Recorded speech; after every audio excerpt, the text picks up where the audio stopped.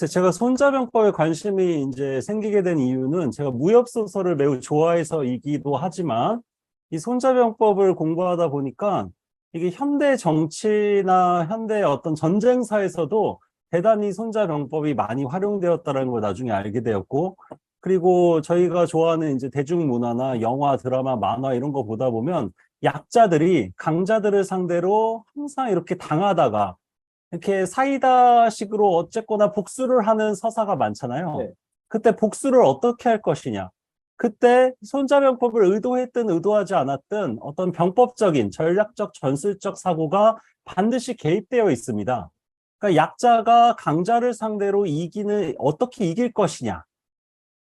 강자는 약자를 상대로 그렇게 대단한 전략 전술을 사실 고민하지 않아도 물량으로 압도할 수가 있거든요. 네. 근데 약자들은 이게 물량으로 자원이 부족하기 때문에 그냥 육탄전을 벌이면 무조건 집니다. 전공법을 안 되지. 그렇기 때문에 전공법이 아니라 약간 변칙적인 기술들이 필요해요. 네. 그게 이제 잘 만든 이런 장르 영화에서는 그 약자들이 머리를 써서 영리하게 강자를 제압하는 이런 기술들이 이제 다양하게 모색되어 왔었고, 그런 것에 어떤 장르적인 통쾌함을 우리가 느껴왔던 것인데, 이것과 관련해서 제가 손자병법에 관심이 많이 있었어요. 그래서 요거 제목을 어떤 식으로 이렇게 붙였냐? 요겁니다. 제가 관심 있는 주제는 강자를 이기는 약자의 기술. 약자는 강자를 상대로 어떻게 이길 수 있을 것이냐? 요게 이제 약자의 병법이라고 제가 붙였고, 요게 이제 현대 전쟁사에서는 지난 시간에 소개해드렸던 모택동과 무원갑. 이 사람이 재밌는 분이에요. 이것도 필명인데, 이제 베트남 말로는 보응웬 지압이라고 부르고, 베트남 사람. 우리 한자 발음으로는 무원갑인데, 자기의 닉네임을 너무 멋있게 지었죠. 무력에 있어서, 전쟁에 있어서 근원이 될 정도로 갑이 되는 그런 아이덴티티를 스스로 부여한 거죠. 그래서 요 모택동이 무기보다 이제 강력한 어떤 이런 외세에 맞서서 이른바 일본 제국에 맞서서 승리할 수 있었던 이런 방법이나, 베트남이 미국을 상대로 이렇게 승리할 수 있었던 방법에는 많은 군사학자들이 그 병법을 현대전에 활용했다. 이 사람들이 다 손자병법 빠거든요. 매일 그 모택동 같은 경우는 침대 머리맡에 손자병법과 자치통감을 항상 두고 읽었다라는 이런 기록이 이렇게 전승되어 네. 있고, 그리고 이제 이 베트남의 붉은 나폴레옹이라는 별명을 가졌던 무언갑 또한 손자병법을 미국과의 전쟁에 이제 대거 활용하였다. 이른바 게릴라전이라는 것은 이게 병법적인 사고입니다. 우리가 뭐 전쟁할 건 아니지만 개인의 생존 전략의 차원에서도 우리가 회사에서나 학교에서나 인간관계에 있어서나 이게 약자들이 생존을 하기는 해야 되지 않겠습니까? 근데 어떻게 생존할 것이냐? 그때 필요한 게 병법적인 사고고, 필요하지만 강자들이 현실에서는 훨씬 더 병법적인 것에 더 능해요. 강자들은 병법이 없어도 약자를 제압하는 거에 훨씬 더 수월하잖아요. 근데 이 사람들이 또 똑똑해가지고 이런 병법적인 이런 사고까지 능수능란하게 펼친다라는 게 이 현대사회의 또 이런 그 한 측면이죠. 오늘 말씀드리고자 하는 첫 번째 문제의식은, 강자들은 병법적인 이런 기술들을 정말 잘 열심히 활용을 하는데, 약자들은 병법적인 사고에 너무 무지하거나 미숙하다. 약자적인 정체성을 만약에 갖고 있다면 손자병법을 공부하자.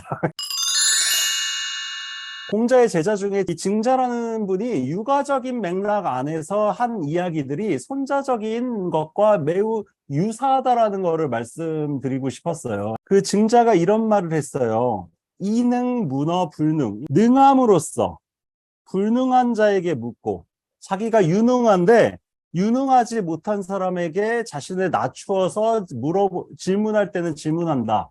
이른바 불치하문적인 사고라고 할 수가 있겠죠. 자기보다 이렇게 실력이 없는 사람에게도 이렇게 자기를 낮출 때는 낮출 필요가 있다는 얘기입니다. 이게 똑같은 문장 구조로 되어 있는데 이게 재밌어요. 내가 이다 문어과. 내가 많이 갖고 있어. 재산이든 지식이든. 네. 이 과자는 적을 과자잖아요. 적을 과. 소극과입니다. 적을 과. 내가 많이 갖고 있지만 적게 갖고 있는 사람에게 물어보는 것을 이다 문어과라고 합니다. 내가 가지고 있어. 소유하고 있지만 없을 묻자. 없는 것처럼 나를 드러내 보인다는 얘기입니다. 있지만 없는 것처럼 내가 가득 채워져 있지만 실할 실자, 채워질 실자, 채워져 있지만 텅 비어 있는 것처럼 자기를 뭔가 겸허하게 낮춘다는 얘기죠. 지난 시간에 우리가 공부했었던 장자의 빈배와 같이 스스로를 이렇게 내려놓고 비울 수 있는 사람은 제대로 채우고 있는 사람입니다. 제대로 채우고 있기 때문에 자신을 비울 수 있는 거죠. 그러니까 채우고 있지만 텅 빈 것처럼 자신을 타자 앞에서 드러내는 거죠. 마치 없는 것처럼. 내가 똑똑한데 바보인 것처럼. 이른바 도광양회적인 사고방식이라고 할 수가 있겠습니다. 빛을 숨기고 양회, 어둠 속에서 자신의 실력을 기르는 거죠. 도광양회적인. 그러니까 우리가 살고 있는 시대는 뭐 이렇게 플렉스 하는 게 당연한 시대지만 가지고 있는 게 많고 지식이든 돈이든 지위가 높고 뭔가 자기에게 있는 것이 많은 사람들일수록 자기 없는 것이냐 스스로를 낮추고 비우는 태도가 이게 윤리적 겸허 아니겠습니까? 근데 이 윤리적 겸허가 매우 똑똑한 이런 생존 전략이나 기술로도 이렇게 매칭이 된다라는 게 이제 여기에 포인트가 있어요. 그렇기 때문에 요 증자적인 것들이 이게 이제 유가와 병가가 어떻게 연결되어 있는지를 보여주고 있습니다. 유가와 병가를 우리는 대립적으로 사고하는데 유학은 뭔가 이렇게 도덕군자 같은 이빨은 이런 소리를 하는 게 유학이고 병가는 현실에서 이렇게 전쟁에서 승리하기 위한 이런 고민과 고투를 하는 사람들이니까 완전히 대립적인 것인 양 우리가 오해하는데 실제로 깊이 들어가 보면 유가적인 것과 병가적인 것이 다시 말해 이 유가적인 것을 윤리라고 얘기하자면 병가적인 현실에서의 전략적인 사고들이 이게 대립되는 것이 아니라 긴밀하게 서로 연결되어 있다는 것을 우리가 한번 고민해 볼 수가 있다는 얘기입니다. 그래서 옛날 조선시대 선비들은 유학자였으면서도 병법을 열심히 읽었어요. 반대로 그 전쟁 기술자들도 유가적인 이런 경전들을 열심히 읽었다는 얘기입니다. 우리가 현대에는 무슨 군인들이 뭐 철학책이나 윤리학 책 절대 안 읽거든요. 반대로 막 그 윤리학이나 철학 지식인 학자들은 군인적인 것을 되게 경멸하고 이게 한국의 군사문화 유신을 경험했기 때문에 군인들을 기본적으로 지식인들이 혐오해요. 그렇죠. 반대로 군인들도 지식인들을 혐오합니다. 제가 어제 본 오펜하이머 그 영화에서 미국의 대통령은 현실 정치에 복무하는 사람인데 오펜하이머라는 과학자를 되게 엄청 무시해요. 저런 징징대는 이런 애새끼는 이 백악관에 들이지 말라고. 그러니까 이렇게 현실 정치인들은 그 예술가나 과학자 같은 이런 학자나 기술자, 예술가들을 기본적으로 경멸합니다. 세상 물정 모르는 나이브한 이런 이상론에 이렇게 매몰된 사람이라고 무시하고 반대로 예술가나 이런 지식인들은 이 현실 정치에 복무하는 정치인이나 군인들을 또 경멸해요. 저 사람들 멍청해가지고 힘이나 쓰고 무력이나 폭력이나 휘두르는 사람들 아니냐. 그런 식으로 서로가 서로를 경원시하는데 그게 과연 온당하냐. 네. 오히려 이런 정치적, 윤리적 대의를 관찰하기 위해서는 현실적인 이런 수단과 도구적인 이런 고민들이 필요한 거 아닙니까? 예전에 뭐 고 김대중 대통령이 얘기했던 네. 그 정치인의 자질이라는 것이 선비의 문제의식과 상인의 현실 감각을 두루 갖춰야 된다라고 얘기했을 때, 보통 이제 지식인들은 문제의식이 탁월하다면 이 정치인이나 그 전쟁 기술자들은 현실 감각이 탁월한 사람들 아니겠습니까? 근데 그 둘이 어떻게 서로 용해되고 서로 만날 수 있을까에 대한 고민들이 좀 필요하다라는 생각이 들어요. 그런 점에서 어떤 윤리는 목적이고, 목적. 윤리와 이런 전략의 차원에서 이 현실은 현실적인 어떤 이런 도구들, 수단들, 이런 것들이 고루 필요하다라는 생각이 듭니다. 목적으로서의 가치와 그 목적을 달성하기 위한 현실적 수단, 이것을 육아와 병가를 좀 이렇게 종행으로 이렇게 접합시키는 이런 방식으로 우리가 같이 고민할 수 있지 않을까라는 생각이 들고, 앞에서 증자가 윤리적인 차원에서 했던 얘기가 손자병법에서 다시 반복됐는데 내용이 너무 비슷해요. 번역문만 다시 한번 읽어보면서 정리를 한번 해볼까 합니다. 그래서 혹시 한번 읽어주실래요? 전쟁이란 속이는 도이다. 그러므로 능력이 있어도 능력이 없는 듯 보이고, 사용하면서도 사용하지 않는 듯 보이고, 가까이 있으면서도 멀리 있는 듯 보이고, 멀리 있으면서도 가까이 있는 듯 보인다. 적이 이로움을 탐하면 유혹하고, 적이 혼란하면 공격해 빼앗고, 적이 내실을 갖추고 있으면 대비하고, 적이 강하면 피하고, 적이 화내면 소란스럽게 하고, 적이 비겁하면 교만하게 만들고, 적이 편안하면 수고롭게 만들고, 적이 친밀하면 이간질하고, 적이 방비하지 않는 곳으로 공격하고, 적이 생각하지 못한 곳으로 출격한다. 이것이 병가에 이기는 방법이니 사전에 알려줘서는 안 된다. 이게 지금 앞에 말씀드렸던 베트남의 무언갑이 했던 적이 원하는 시간에 싸우지 않고, 적이 좋아하는 장소에서 싸우지 않고, 적이 생각하는 방법으로 싸우지 않는다라는 요 그 삼불의 전략적인 이런 사고와 완전히 똑같이 일치하는데, 요 무언갑이 요거를 손자병법에서 가져와서 베트남 전쟁에 활용했다라는 가장 대표적인 문장입니다. 요게 이제 실제 전장에서 활용되었다라는 게 재밌죠.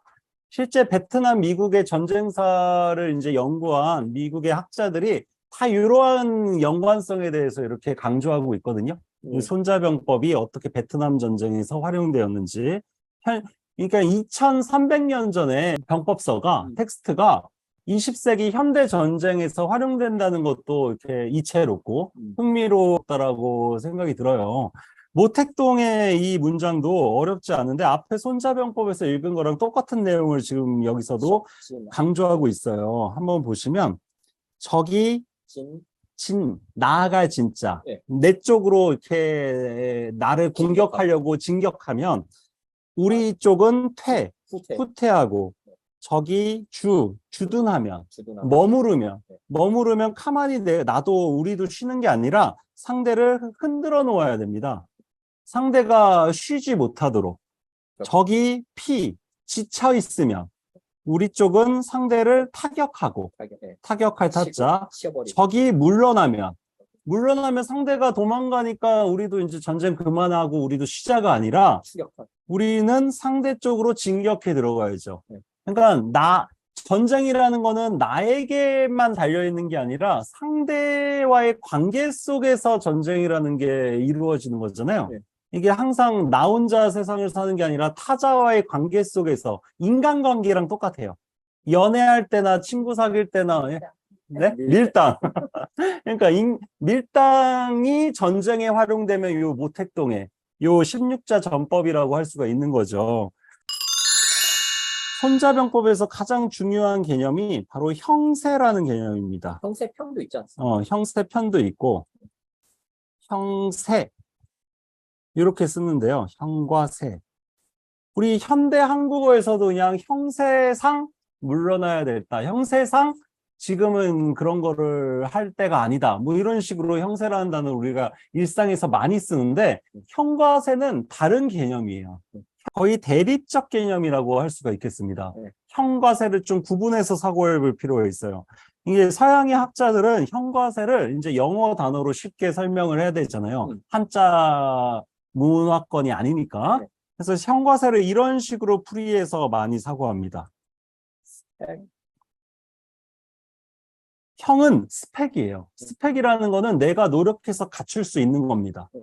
어떤 거냐면, 뭐, 이렇게 군인 숫자를 늘린다든가, 네. 보급을 미리 이렇게 충실하게 준비를 해놓다든가, 네. 무기를 뭐 개량하고 개발한다든가, 어떤 미리미리 이렇게 군사 훈련을 시켜 놓는다든가, 하드웨어적인. 하드웨어적인 내가 미리 준비해서 전쟁이 벌어지기 전에 네.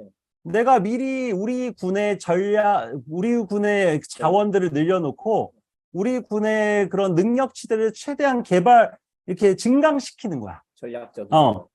전쟁이 일어나기 전에 우리 군을 최대한 내가 충실하게 이렇게 케어해서 체계적으로 전쟁할 만한 상황을 만들려고 노력하는 거죠.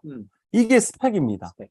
근데 미국이 베트남 전쟁에서 이렇게 크게 패배한 이유에서도 알 수 있는 거지만 스펙에 있어서는 미국이 베트남을 압도하거든요. 근데 실제 전쟁 상황에서는 미국이 베트남에게 말려 들어가면서 결국 패전했잖아요. 네. 그거는 스펙에서는 뛰어나도 시츄에이션을 제대로 타지 못했기 때문입니다. 다시 말해 소프트웨어랑 좀 다른데 스펙이라는 게 나에게 달린 것이라면 내가 노력해서 준비할 수 있는 거예요. 근데 시츄에이션은 너에게 달린 거예요. 너에게 달린 거. 상대가 존재한다는 얘기입니다. 상대와의 어떤 이런 상황에 따라서 스펙은 미리 준비할 수 있는 거지만 시츄에이션은 옛날식 한자 개념으로 때거든요. 때 시자. 상황이기 때문에 이러한 어떤 상황에 유연하게 대처하는 게 중요해요. 상대가 어떻게 나오느냐에 따라서 거기에 맞춰서 내가 어떤 식으로 대응할지를 고민하는 게 시츄에이션이라고 할 수가 있습니다. 그러니까 나에게 달렸냐, 너에게 달렸냐. 기하고 피로. 그러니까 연애할 때랑 똑같아요. 이 형세 개념이. 네. 연애나 뭔가 인간관계에 있어서 뭔가 좋은 사람을 만나려면 내가 스스로 노력해야 될 것들 있잖아요. 네.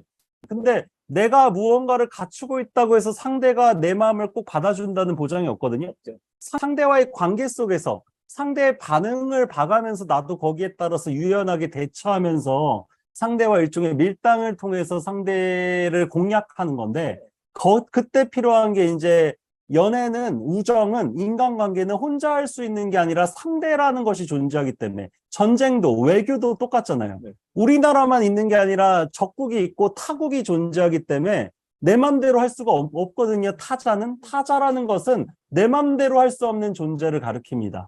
내가 마음대로 컨트롤할 수 없는 대상이 바로 내 눈앞에 존재하기 때문에 상대와의 관계 속에서 나라는 아이덴티티가 다시 재구성되는 게 관계론 아니겠습니까?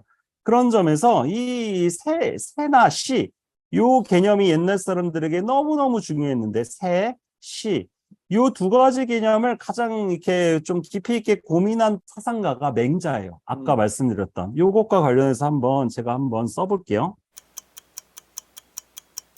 보시면 수유지혜. 비록 지혜가 있더라도 불려 뭐뭐만 못하다라는 뜻이죠. 승세. 새를 타는 것만 못하다.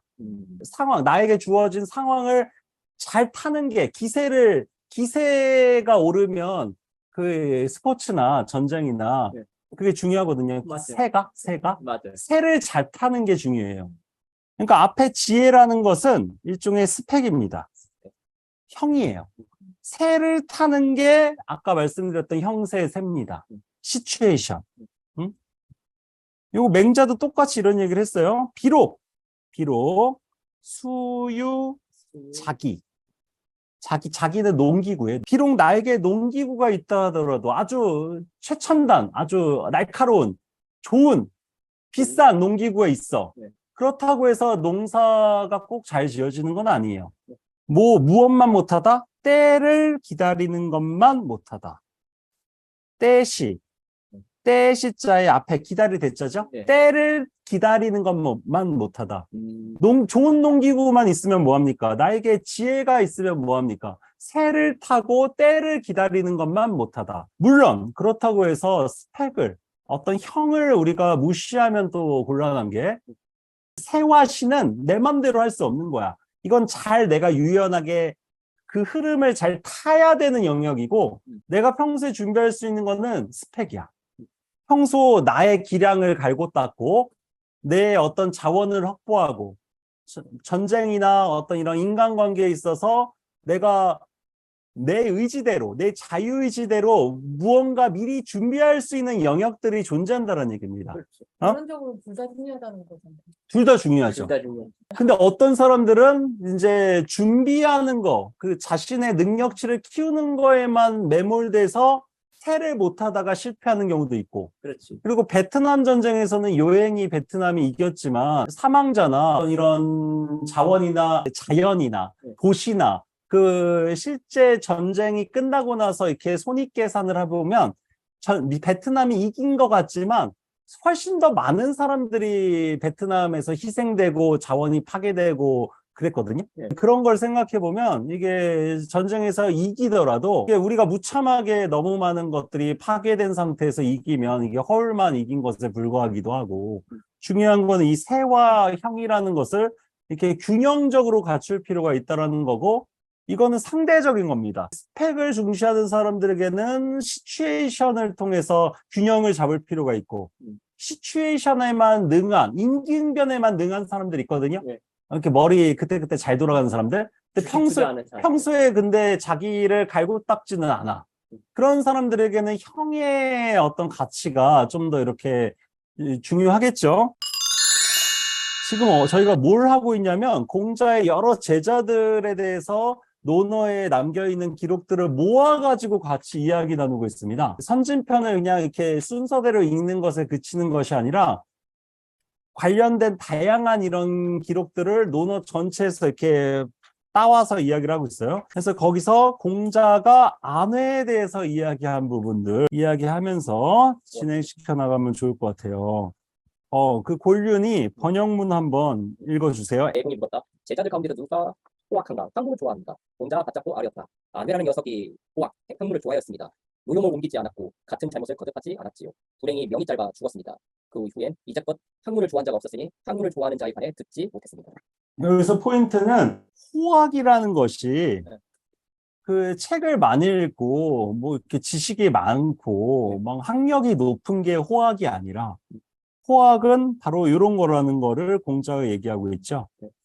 공부하기를 좋아한다라는 것은 책을 많이 읽고 뭐 수험 공부 열심히 한다는 뜻이 아니라 일상에서 천노하지 않고 이과하지 않은 상태를 공부를 잘한다. 이게 공자가 위대한 게, 공자는 기존에 우리가 통념적으로 알고 있는 개념들을 새롭게 재해석한 사람으로 유명합니다. 새 포도 주는 새 부대에 담으라고 했잖아요. 근데 공자는 항상 헌 부대에 담아서 그것을 새롭게 갱신한 사람이에요. 항상 기존의 낡은 개념을 가져다가 새롭게 자기식으로 재해석해서 익숙한 개념들을 다시 새롭게 리뉴얼 시킨달까? 재구성한다. 보통 공부라고 하면 책 읽고 뭐 글 쓰고 막 이렇게 지식을 습득하는 것만 현대인들도 생각하잖아. 근데 공자에게 있어서 공부는 지식을 습득하거나 책을 읽는 게 아닙니다. 일상에서의 윤리적 실천. 일상에서의 윤리적 실천이 공자에게 있어서 공부예요. 책을 읽는 거랑은 상관이 없어. 그게 이제 공자가 기존의 개념을 항상 새롭게 뭔가 갱신한다라는 의미인데, 여기서도 마찬가지예요. 여기서 포인트는 제가 너무 좋아하는 구절인데, 불이과라는 구절. 이자는 두이자랑 같은 한자인데, 잘못을 두 번 되풀이하지 않는다는 얘기죠. 신이 아닌 이상 우리는 살다 보면 무조건 실수와 잘못을 하는데, 같은 사람에게 같은 잘못을 두 번 이상 되풀이하는 것은 상대를 완전 개무시한다는 뜻이죠. 상대를 존중하지 않는다라는 거죠. 이건 한 번은 실수지만 두 번, 세 번 반복되면 이건 실수가 더 이상 아니게 된다는 얘기죠. 그래서 잘못을 두 번 이상 되풀이하지 않는 게 이게 공부를 좋아한다는 뜻이야. 공자에게 있어서는요. 그리고 앞에 게 저는 이제 더 의미심장한데, 불천노. 이게 노자가 화낼 노자입니다. 한자 보시면 위에가 노의 노자예요. 노비. 아래는 마음심자죠. 노예의 마음 상태. 이게 화낼 노자 아니겠습니까? 이 귀족적이다라는 것은 이렇게 분노를 이렇게 겉으로 드러내지 않는 상태. 자신의 감정을 컨트롤하는 것을 귀족적이다라고 하고, 이건 서양, 동양 다 똑같아요. 이제 노예적 상태라는 것은 그 포카페이스가 안 되는 상태죠. 감정이 그냥 직자적으로 겉으로 드러나고 스스로 컨트롤이 안 되는 거야. 그렇기 때문에 그거를 노예의 마음이라고 이 화낼 노자를 옛날 사람들이 이런 한자적으로 표현을 했던 겁니다. 어떤 분노를 성나고 열받고 화나는 것을 옮기지 않는 게 중요하다라고 공자가 강조를 했는데 여기서 부정적 개념은 천노적 노여움을 옮긴다. 노여움을 옮긴다라는 게 뭐냐? 화풀이하는 거죠. 화풀이하는 거죠. 그러니까 나에게 가해한 사람에게 화풀이하는 게 아니라 옮긴다라고 했잖아요. 네. 위에서 당한 거를 아래로 전이시키는 것을 천노라고 공자가 이야기를 했거든요. 천노를 하지 않는 게 호악한 거야. 우리의 삶은 항상 폭력이, 모멸이 되물림되는 시대를 살고 있잖아요. 내가 위에서 당한 거를 항상 내가 아랫사람에게 되물림함으로써 이게 내가 한때는 피해자였지만 어느 순간 내가 가해자가 되는 경우들이 많지 않습니까? 학교 폭력도 비슷한 거거든요. 학교 폭력의 피해자가 되지 않는 가장 좋은 방법은 먼저 가해자가 되는 것이다라는 얘기가 있어요. 왕따를 안 당하는 가장 좋은 방법은 만만한 애를 골라서 먼저 왕따를 시키는 거예요. 그러면 내가 피해자가 안 될 수 있다는 겁니다. 이런 식의 이게 끔찍한 어떤 이런 대물림, 어떤 전이, 이런 투사, 이런 것들이 계속 반복되는 게 여전히 한국 사회에서도 고질적인 병폐라고 할 수가 있는데 이거를 제가 아까 말씀드렸던 강자의 병법이라는 차원에서 좀 새롭게 접근해 볼 필요가 있다는 얘기입니다. 이게 비슷한 이런 사람들끼리 서로 이렇게 폭력과 모욕과 어떤 이런 이지매를 이렇게 분노를 서로 되풀이하고 대물림함으로써 누가 뒤에서 웃고 있느냐를 우리가 한번 생각해 볼 필요가 있고 그래서 제가 그 강자의 병법이라는 차원에서 약자들보다 강자들이 이런 억압의 이양이나 천노 같은 개념 억압의 이양도 예전에 말씀드렸던 내용인데요. 후쿠자 유키치가 에도시대 농민들을 이제 비판하면서 만든 개념이에요. 자기보다 강한 어떤 이런 지주나 관리에게 당한 억압을 자기보다 약한 처자식이나 낮은 지위에 있는 이런 사람들에게 이양시키는 거죠. 전이시키고 옮기는 거죠. 그게 노예적 상태라고 후쿠자 유키치가 엄청나게 신랄하게 까거든요. 강자에게 당한 억압을 약자에게 이양시킨다라는 개념입니다. 요게 이제 공자의 천노라는 개념인데 요거를 후쿠자 유키치가 자기식의 언어로 다시 되풀이한 것이라고 할 수가 있겠습니다. 근데 이 억압의 이양이나 요 수평폭력 같은 개념을 이렇게 실제 적극적으로 조장하고 활용해서 이 약하고 가난한 사람들이 서로가 서로를 증오하게 만드는 이런 구조를 이렇게 인위적으로 조장하는 흑막이 존재한다라고 저는 생각을 합니다. 그런 흑막들에 대해서 한번 이렇게 고민해 볼 필요가 있다. 요거 분할 통치도 같은 개념이죠. 이거 현대 정치학의 거의 뭐 교과서적인 이런 병법적 사고라고 할 수가 있는데 국내 지배계급 혹은 국외의 지배 세력이 피지배 계급이나 식민지 백성들을 분할시켜서 서로가 서로를 적대하게 만들어서 통치를 수월하게 하는 전형적인 수법인데 이게 항상 잘 통해요.